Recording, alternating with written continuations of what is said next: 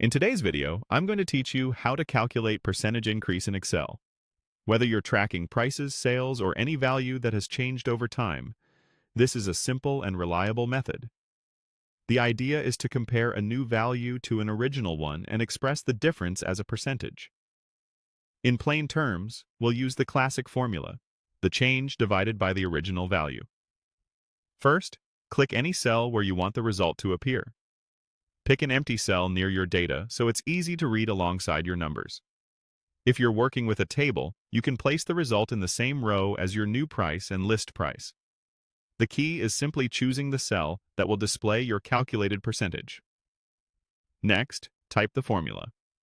Start with an equal sign because that tells Excel you're entering a calculation. Then open a parenthesis, select the cell that holds your current or new price, type a minus sign, and select the cell with the original or list price. Close the parenthesis. Now divide that result by the original or list price by typing a forward slash and selecting the list price cell again. Written out, it looks like this. Equals your price, list price, list price.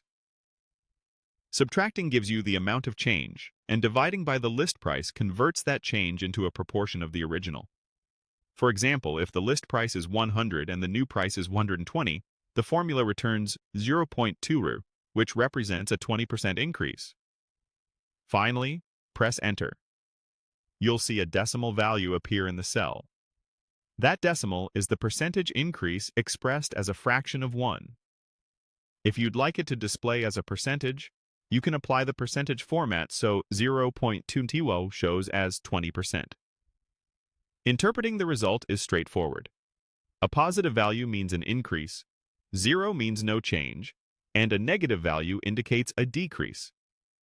If you're comparing many rows, the same logic applies row by row. And that's it. Click the cell where you want the answer, type equals your price, list price, and press Enter.